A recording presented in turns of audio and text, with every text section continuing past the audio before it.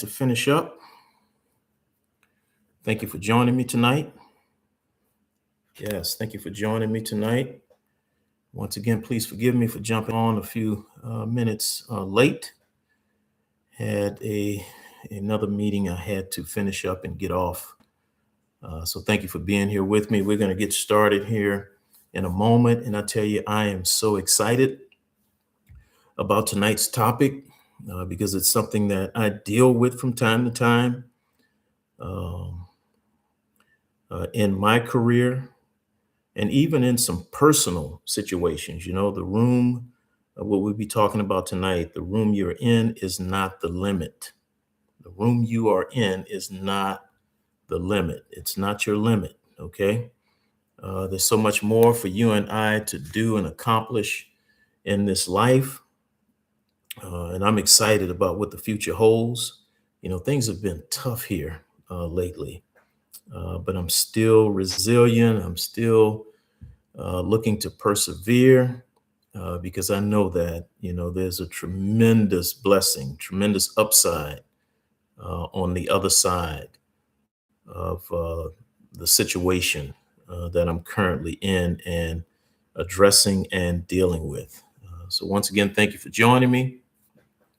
Please, if you haven't already, go to my YouTube channel, Meaningful Conversations with Dr. Devin Oten. Please subscribe. Please hit that bell. Hey, Pastor Derek, good to see you on. Hit that bell so you'll be alerted when I drop a video or when we go live for the podcast. Please make sure you comment on the page on my YouTube channel, share it, you know, with your friends, your family, your colleagues, someone you think may benefit from the content that we share. Please share that. That helps us with our algorithm and helps us continue to build a good product, right?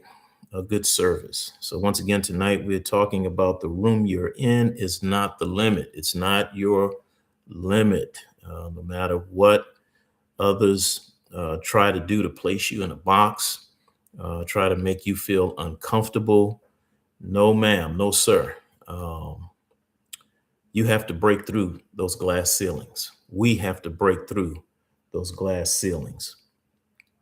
So, you know, sometimes the greatest limitation that we experience, the greatest limitation we experience in our lives, it's not talent.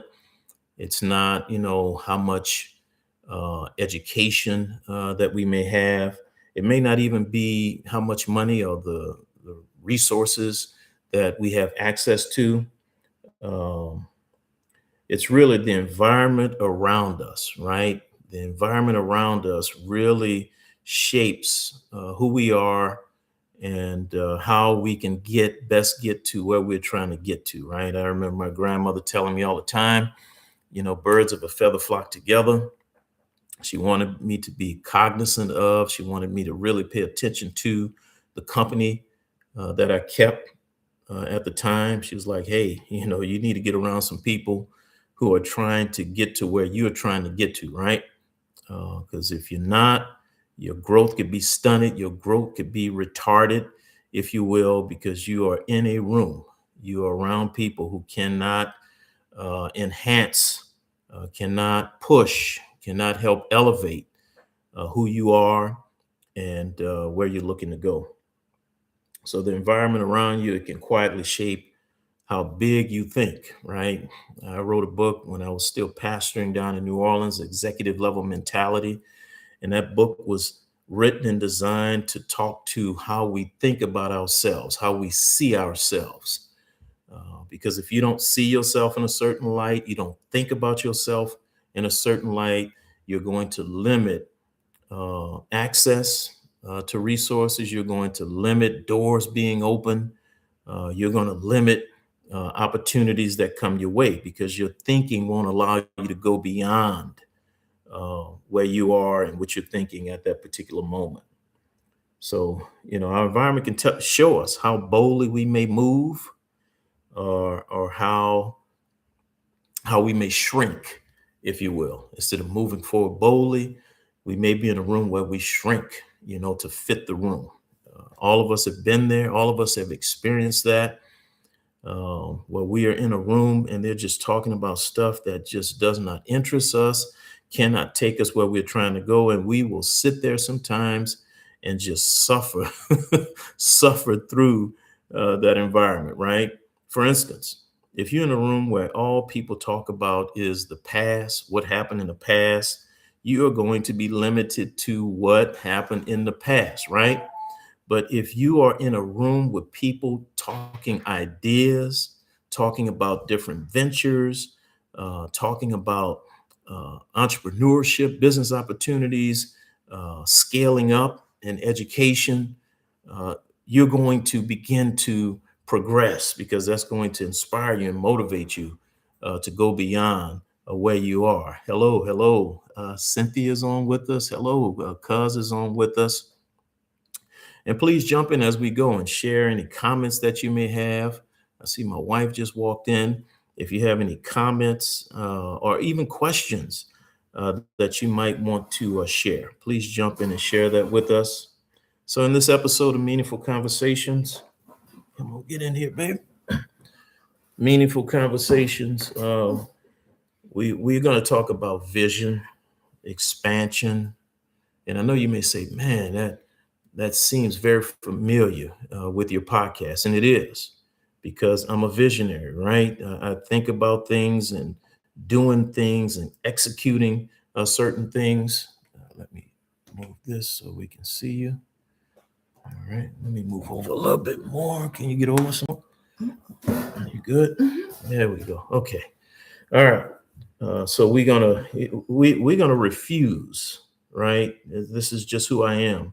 We're gonna refuse to let the temporary environment that we're in, because I'm in a temporary environment where I'm looking for some things to really open up here in the next 30 days, opportunities to open up, offers to come my way. So I'm not going to limit my thinking to the current environment that I'm in, if that makes sense, because I'm looking to define my permanent possibilities. All right.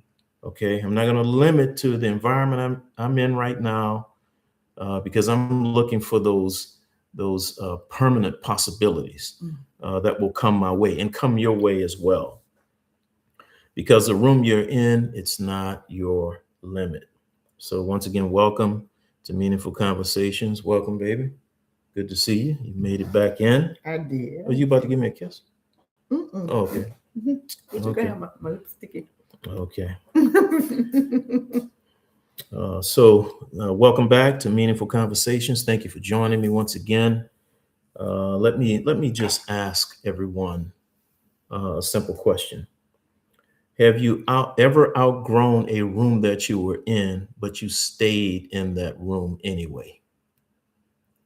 Yeah. Have you ever outgrown a room that you were in and you stayed in that room anyway? We all have, right? Yeah. And it limited us, right?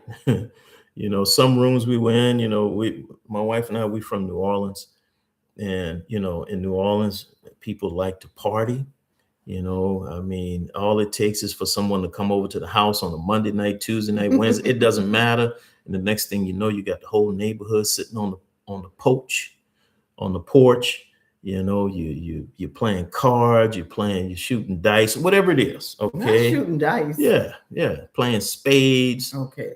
playing bones, whatever it is. Next thing you know, that's what you're doing. Every other night, it's just hanging out, talking about nothing, doing nothing. And you really wanted to see and do some different things, but you stayed uh, in that room, if you will.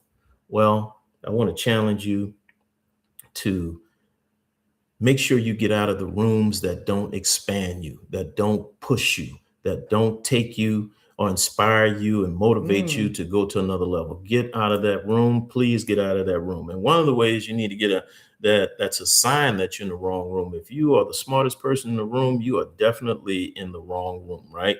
If you are the only inspired person, only motivated person in the room, you are in the wrong room. You got to get around some people. Pastor Derek, I got to get around some people like you, right? Some people are talking visionary stuff, talking about building something for the kingdom, right?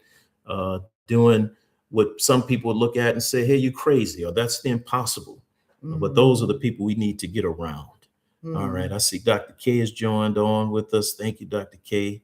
And she said it's good to see Michelle. Yep. Yes, it is. Yeah, she's doing It's well. good that I'm seen. Yeah, it's Thank good you, to be seen, Jesus. right? Thank you, Jesus. Okay, I see Pastor Derek said agree. Thank you for coaching us to the next level. I'm in a room like that now. Okay, I understand. I understand.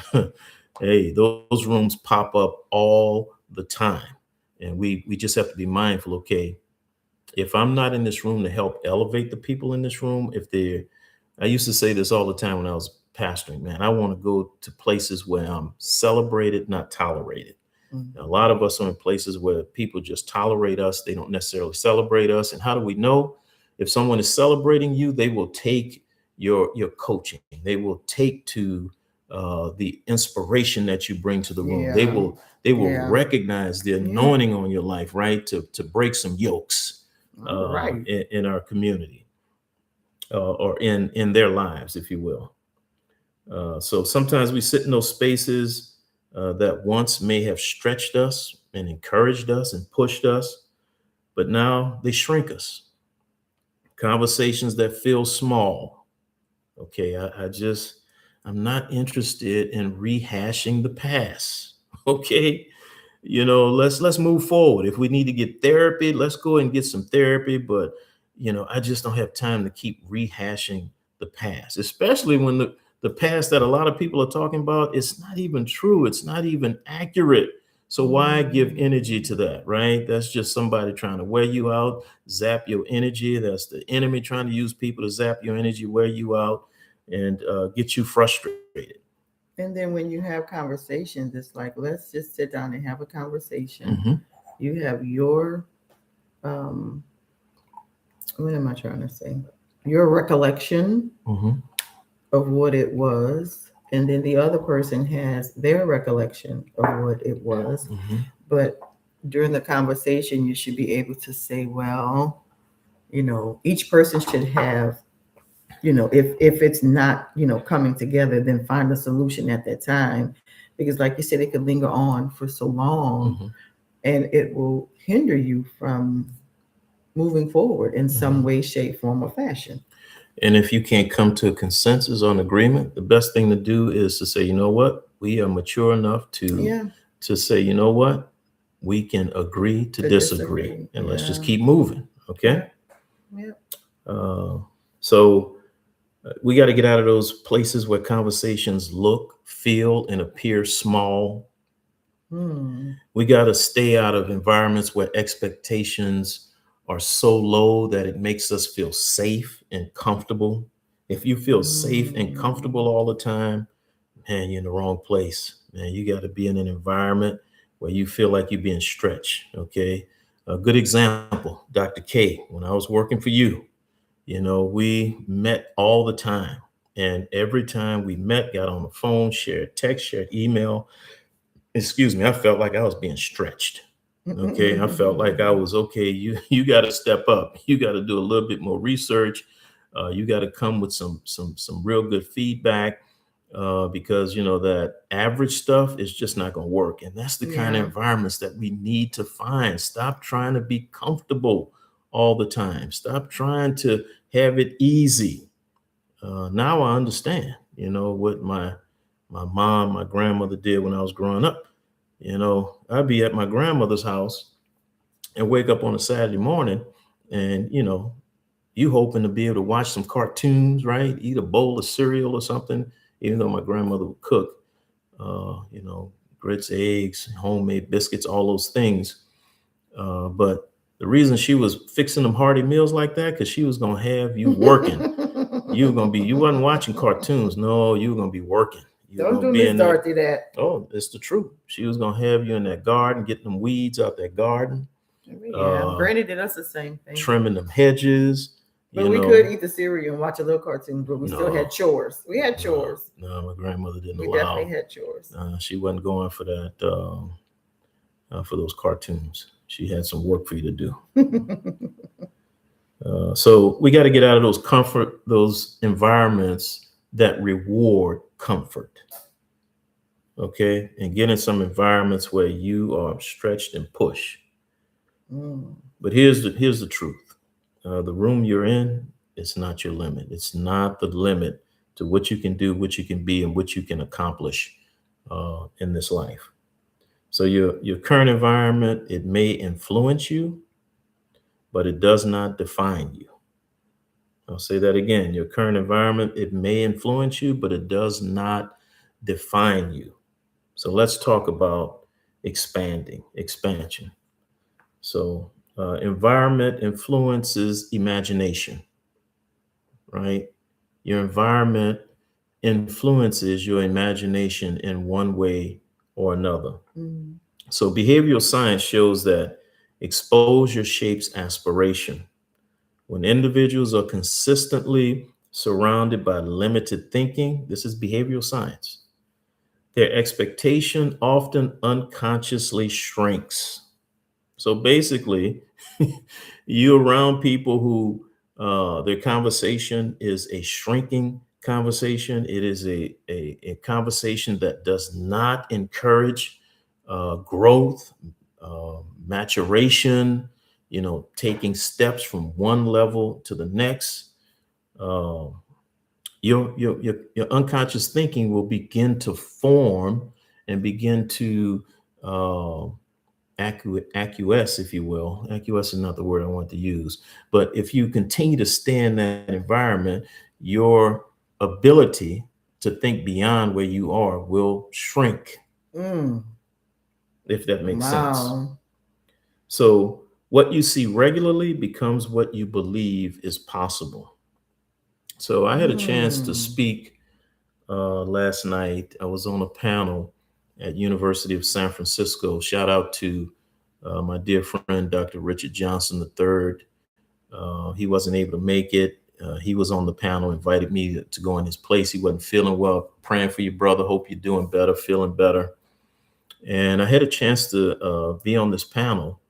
And one of the things that we talked about is what our young people see in their communities. Of course, this is in San Francisco. A number of people who were there are from the Bayview area, the Huntington Point area, and of course, pretty rough areas in the city of San Francisco. Mm. And one of the things we talked about in the discussion, or one of the questions that came up is, what steps? There was a pastor there from Bayview. And, one of his questions was, man, how do we change uh, how our young people view themselves? And of course, one of the things is, man, we gotta expose them to more things, right? We gotta expose them. And I use the example as I was, talking through that question. When I was growing up, literally as a kid, I thought the United States of America was overrun with black thugs, black criminals, people who look like me. Why? That's all I saw on the Oh, yeah, I see news. on the news. That's all I saw on the Yeah. news in New Orleans. Yeah. Yeah. I didn't realize as a kid, I didn't know we were a minority. I thought we were the majority in this Hmm. country because everything bad, everything negative, the people look like me. Yeah. But then, I graduated from high school. 5 days after graduation, I'm on a plane going to basic training in the Air Force. And I'm able to see a different part of the country, a different part of the world. It's like, no, that's not accurate. We are the minority. We don't commit the most crimes. Uh, in whatever category or vertical that you look at. So I got an eye opener because I was able to expand my horizons. I was able to leave the city and leave the state of Louisiana and see things differently. Hmm. I know that may sound far off, but that is a lot of people's experience. And on the other side of it, which was interesting to me, there were white airmen, men and women, who were from middle America, and they were in towns and regions around the country where they had literally never seen a black person in person. only on television or in a book. It was amazing. I had people coming up to me saying, "Can I touch your hair?" I had never seen a black person before. And of course, that's a whole in nother these United subject States of in the America. United States of America. Of course, Wow. that's another subject, another topic as we talk about equity, inclusion, and all those things. Yeah. So, from what I've learned, growth requires discomfort. Growth Mm. requires discomfort. When I started my doctoral program, the way the program is set up, the very first class was taught by the director, Dr. Kathleen. She's the director of the program, the doctoral program I was in. And the first assignment that we got was a 40-page paper. 40 pages. First assignment, Wow. right out the gate. Was it 40 pages? It may have been 40,000 words. I remember 40 was in there. See, 40,000 words of 40 pages. Well, anyway, I didn't think nothing of it. I was like, okay, this has to be done. Let me get on it. Let me do it. And after the class was over, I had one of my classmates call me.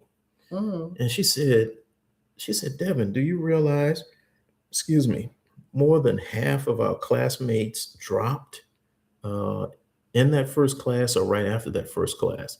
I said, "No, I had no idea." Well, that first class was designed so you may have qualified to get into the program, but they, of course, didn't want you to waste your time, waste your money in the program if you did not understand that you were going to be very uncomfortable and you were going to be stretched in this program. So for those who wanted to keep their comfort, didn't want to be uncomfortable, they dropped.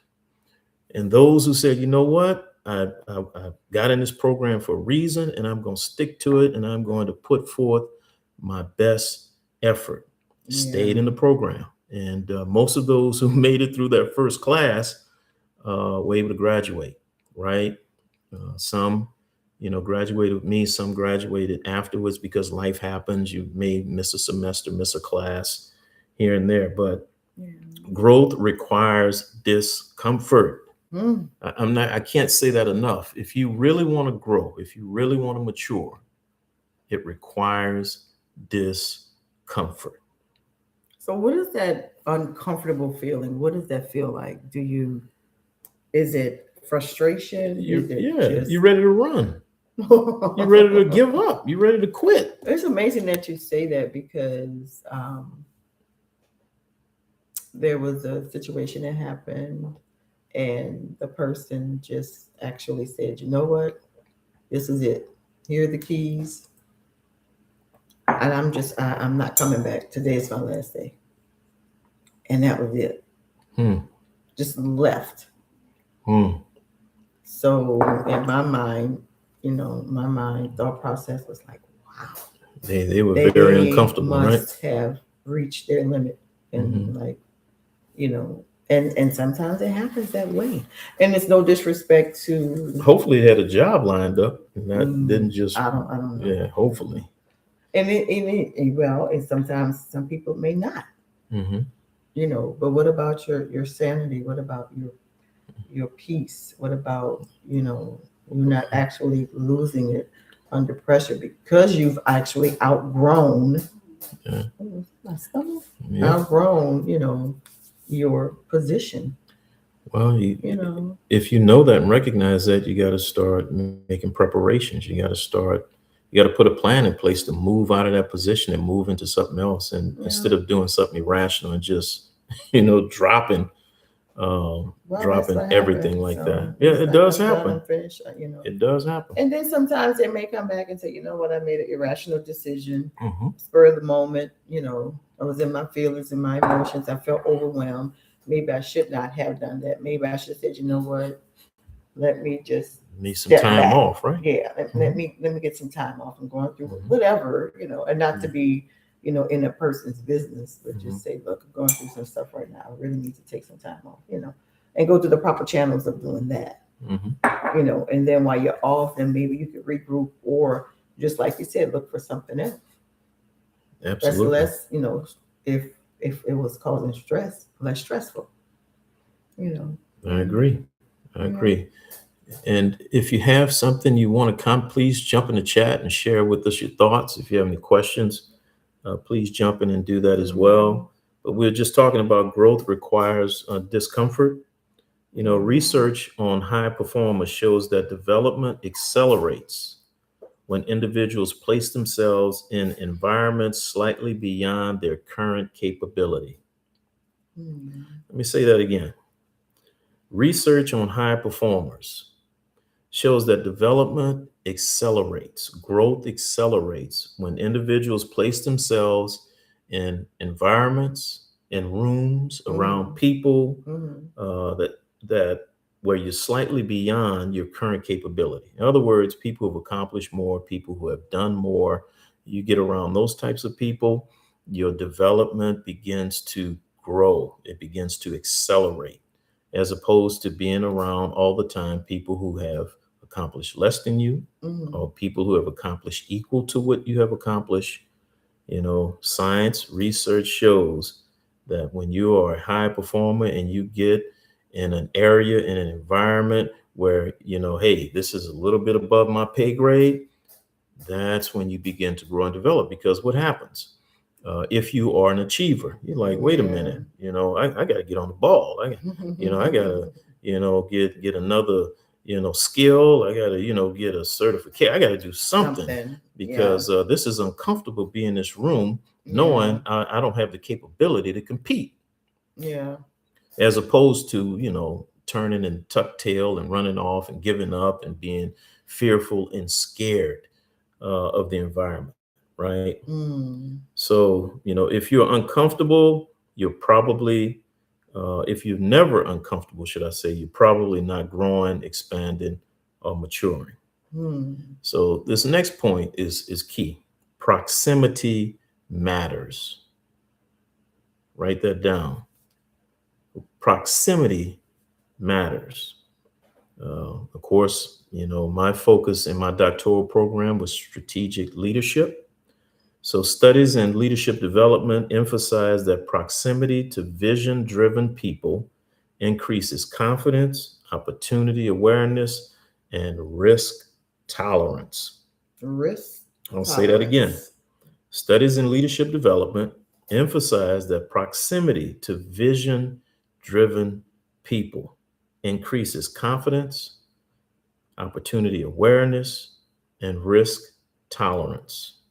Okay, so for those of us who are Christians, we go to church, and some of us have close connection, close ties with our pastor, our senior pastor, who has the vision for the house. If you have that close tie with your pastor, because he or she is a visionary thinker and leader, you know what's going to happen? You are going to begin to accelerate. You're going to begin to expand. When I became a born again Christian, my pastor would call me, Pastor Ralph Neal Moore, Victory and Power Ministries in Baton Rouge, Louisiana. He would call me at midnight, 1 o'clock in the morning. He'd be like, "Oh, baby, did I wake you? Oh man, I didn't mean to wake you." I said, "Well, Pastor, what's going on? What you need?" He's like, "Nah, we could talk tomorrow." That was my cue that he wanted me to come over to the house. He probably was, thinking about some things, maybe even stressing over some things. And he just needed me to come by. And of course, his favorite was German chocolate cake. And he loved vanilla Bluebell ice cream. So I stop at the store on my way to his house, get that German chocolate cake, that Bluebell vanilla, get to the house, get in there, go straight to the kitchen, cut him a piece of cake, scoop him up some ice cream. "Oh, baby, I didn't realize you was coming." Yeah, he knew I was coming because he called, right? And we would sit there, and sometimes we wouldn't say anything. And then all of a sudden, man, he would just, "Baby, look, I was just reading this text here. Look at this revelation the Holy Spirit gave me." And man, he would read that, man, that thing would jump off the page. I was like, my goodness, man, I'm glad I came over here, right? Because it took my spiritual understanding, my spiritual perception, my spiritual growth to a whole nother level. Okay, so Yeah. that's the reason why I wanted to put in there proximity matters. You know, if you can develop relationships with people who can mentor you, people who have Yeah. done it, got that Yeah. experience, got that knowledge base, man, get around those people. It's going to expand you. It's going to take you to another level. It's going to increase your confidence. It's going to open opportunities for awareness, and also your risk tolerance goes out the roof. So sometimes you don't need more skill. You just need new rooms to be in. You know, sometimes you don't need a new skill. You just need to get in a different room. So for me, of course, you know, I like giving a faith-centered perspective. It would make a very good time too. Mhm. So throughout Scripture, movement precedes manifestation. Expansion often requires stepping beyond what feels familiar. Mhm. And we can see that all throughout Scripture, right? God told Abraham he was going to make him the father of many nations. He was going to do all these great things. He was going to expand his footprint. He was going to give him land, wealth, people to build this great nation, right? Mhm. Mhm. And Abraham was married to a woman who couldn't have children, Sarah. So God said, "No, I'm gonna give you a son." Of course, there's a whole lot in between there. He hooked up with Hagar. That caused all kind of problems, confusion. That's just the human reality that we make mistakes. We get into stuff we shouldn't get into. And Mhm. then after he get this promise from God, he gets this son. God tells him, "Now I want you to go We were sacrifice your just talking son. about that when. Go sacrifice your son. Go sacrifice your son." Someone was preaching on it at church. I think at Bishop Joseph Church, Joseph Simmons, I believe. Okay. Or Oh, it may have been some. we were listening to Mhm. church one morning or something. I don't know. And then we were talking. Yeah, Yeah. yeah. It may have been Dr. Lee talking about it. I don't remember. Oh Mhm. no, you He know was what? listening It was the preacher who was at Acts 4 Gospel. He filled in for Bishop Bob Jackson. I think he was talking about because I know Abraham. you were listening. You were Yeah, I think listening he was. Yeah, I online. think he was. Yep, Oh, I was. absolutely. Yeah. Yeah. Yeah. But anyway, you know, God tells Abraham he's going to do this, that, and the other. Then he tells him to sacrifice his son. Yeah. So he had to obey God, right? So his movement toward what God told him to do, it preceded the manifestation of what God had promised him. So we got to move before we can see the manifestation. So, Mhm. you know, expansion, growth, maturity, it often requires stepping beyond what feels familiar, right? Mhm. You know, that's being uncomfortable. It's unfamiliar, so I'm uncomfortable. Yeah. So you know, comfort preserves, vision expands. Comfort preserves what you have, vision expands. I talk about that quite a bit uh, in my book, Executive Level Mentality, too. How vision will expand you. So there's a couple key questions I want you to think about right now. Are you growing or are you just maintaining? Mhm. Does your environment stretch you where you are now? Does it stretch you? Have you normalized small thinking? We got to stop normalizing small Hmm. thinking. Okay. I'm gonna start challenging people around me who got that small thinking mentality. I'm gonna start challenging the stretch beyond that small thinking. Yeah. You know, you got to Yeah. go beyond it. You had something you want to share? You want to jump in on? No. Okay. No. Okay, so I got some questions for everybody before we close out. I want you to think about these things. And if you have some comments, please jump in. Share your comments, questions, please jump in. If you have not, subscribe to my YouTube channel, Meaningful Conversations with Dr. Debbie Noten. Please do so tonight. Like, subscribe, hit that bell so you're alerted when we go live or when I drop some videos. And make sure you comment as well. So, first question. What room are you currently sitting in? Mentally, professionally, spiritually? Excuse me. What room are you currently sitting in? Mentally, professionally, spiritually? Number two, Where have you allowed familiarity to limit your imagination? Number two, again, where have you allowed familiarity to limit your imagination? Number three, who are you around that stretches your thinking? Okay, remember when we first launched this podcast, we were talking about the fact that we have to start naming things. If we don't name it, we can't address it. We can't get the proper tools. We can't get the help we need if we don't put a name on it, right? So who are you around that stretches your thinking? I want you to seriously think about that. Seriously consider that. Who? A lot of us don't have anybody who's stretching us. Because first of all, we're around some people that we don't respect. We're probably around people that we feel that we know more than they know, or we have more experience than what they know. But think about that. Who in your circle right now who stretches you? And I got some really good friends I want to bring on the podcast so we can have these conversations. I've been working on that. I know I've been promising that, but I'm going to, once we get everything in place, this technology, some other things that I'm working on, I want to bring these people on so they can stretch me and stretch us, right? Okay, I see Michelle Answer said you, and you stretch me. Okay? Wait. And you stretch my thinking. Let's see, Dr. K say, you're not being challenged, sitting in faith, spirit. I've let family and in the past limit me. Yes, let family in the past limit us. Absolutely.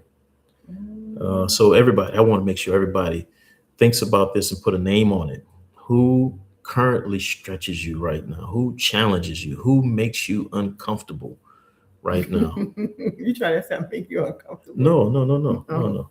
I just no. What? I need people to think about that and put a name on it. Okay, who stretches you? Who challenges you? Who makes you uncomfortable? Well, you got to step your game up, right? Number 4, what conversations have you avoided because it feels too big? Big. Or too much for you to handle, too much for you to address? And what conversations have you avoided?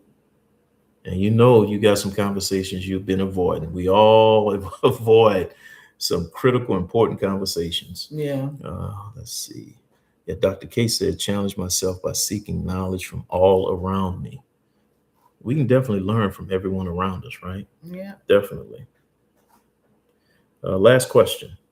If fear wasn't involved, what room would you walk into next? If you weren't afraid, what room would you walk into next? If you weren't afraid, what room would you walk into next? I want to walk into that Juris Doctorate program. I want to walk into that room. Oh, really? And get my lawyer degree, get my JD, my Juris Doctorate. That's the room I want to walk in. That's one of the rooms, should I say, I want to walk in. The other room I believe I want to walk in, and we've talked about it, is I believe it's time for us to pastor again. I believe it's time for me to step into that sacred office again. Because it's been step on into you. that pulpit, and walk into that room and just, fulfill, the call on my life, fulfill the purpose on my life, use the gifts that God gave me and invested in me and grew me up in, if you will, to help his people. That's another room.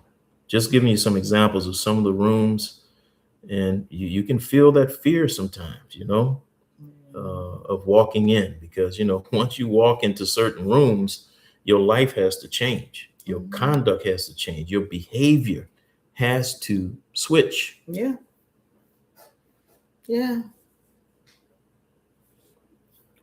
You got some thoughts for us tonight, babe? Good to see you. You feeling much better? She's doing much better, everybody. Yeah. Something you want to share with us? Yeah. I'm just thankful that I am feeling better. You know, I thank God that, you know, I had my husband here with me, you know, through this. And I know it was rough, Mm-mm. you know. It wasn't rough. I think I was a good patient. Yeah, you were a good patient. I know you were concerned, you know. Mhm. I hugged one of the residents today. Oh, Andrea. Mhm. And she hugged me at the meeting. She said, "Oh my God, your husband was so worried about you." I was like, "Oh, poor baby." You know, you did a great job. You was there. Oh, Andrea made it to the meeting. She was there. Okay, Mhm. cool. We'll see her this weekend. Yeah, Mhm. yeah. So, you know, I am so thankful. I can't even, you know, put the words in a place for how thankful I am because so many things were going on, you know, in my body that it was just amazing how one thing could affect other organs, Oh, you know, and absolutely. I've never experienced anything like that before in my life. So, you know, Absolutely. I knew that I was in pain. I knew that I told my husband, I can't do this anymore. You know, it was rough. And I did not want to go into the emergency room, but God saw fit to have only 2 people in the emergency room. Yep. When we went And, in, you yep. know, everything was just so quick and swift, and everyone was kind and caring. And you know, the only time my husband left my side was my neighbor was snoring. Oh, I had to get up She out of was there. snoring and Talking talking in her sleep. loud. And then she had the nerve to bam on something loud to stop me from snoring. And that was my first time actually getting, I think I may have dozed off for 2 hours, you know. Well, I knew y'all gonna have a battle royale going on after But I it heard was worse where they moved me. And No, it didn't even bother me. I'm talking about that snoring. I knew y'all gonna have a snore. But I'm saying there was It a was gonna be guy a on the battle. other end. He was snoring. I was like, wow, this man must be tired. No, it was gonna be a battle. You know.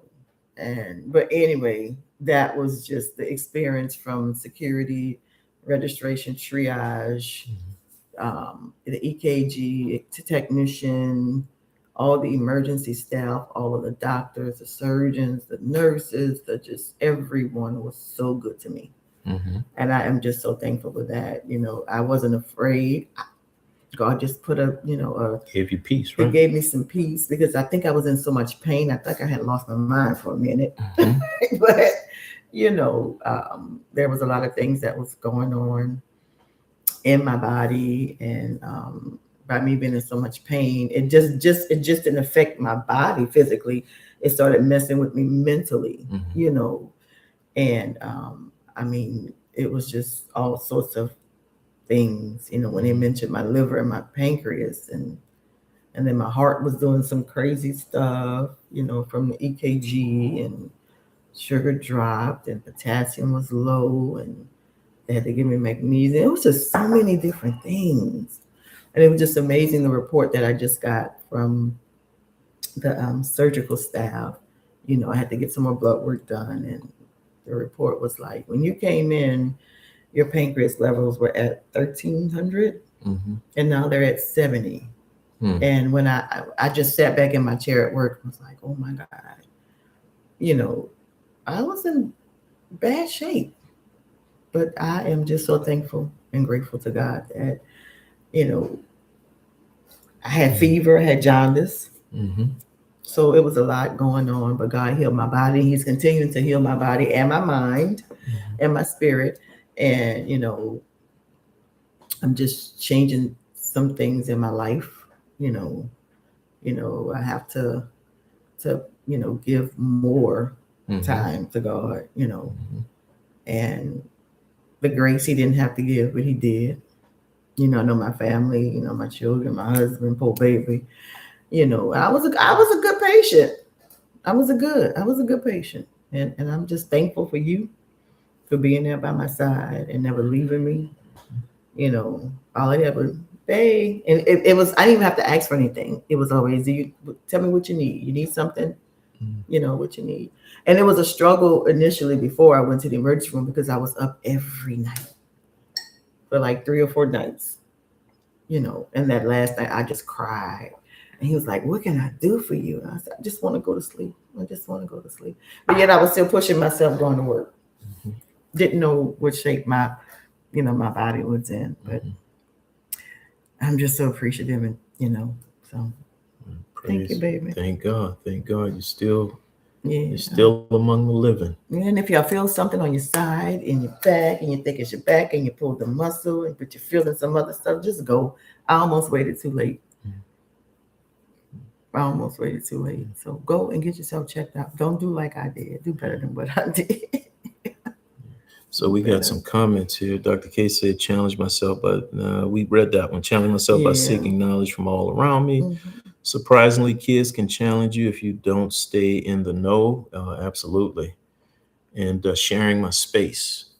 And I see Dr. Hank, Dr. Henry LeBoy jumped on. I'm really proud of my line brothers from Xavier University in New Orleans. 9 Black men with terminal degrees, him being one of them, of course, 3 medical doctors, 3 self-made millionaires. All They right. challenged me to be my best. Yeah. Yes. Hey, Vaughn. Okay, Siobhan. Good evening. Yeah. You Okay. didn't miss anything at the top, did you? I don't know. I don't think so. Okay. I don't think so. Yeah, we want to, continue to think about how we can, get out of those rooms that don't stretch us, get in some uncomfortable places, right? Get around some people who make us uncomfortable, make us, like Dr. Hank said, perform at our best. Mm-hmm. But anyway, thank you everyone for joining us tonight. We're going to close out. Like I said before, if you haven't subscribed to the channel, please do so on YouTube, Meaningful Conversations with Dr. Devin Oten. We're looking to expand and grow the channel, bring on some great guests who stretch us and challenge us to get to the next level. So your address is temporary. Your assignment may be larger than your surrounding. Don't shrink your imagination to fit a comfortable environment. Don't reduce your calling to match the room. Wait, say that one more time. Don't reduce your calling to match or fit in the room. Wow. Expand your thinking, expand your vision, expand your faith. Because the room you're in, it's not your limit. It's not the limit for you. So thank you for joining us tonight on this episode of Meaningful Conversations. Of course, until next time, step bigger, make a bigger footprint than the space that you're standing in right now. Stretch yourself, okay? So we'll see you next week. Thank you once again for joining us tonight. Everybody have a great night, okay? Thank you. What was that other one you said?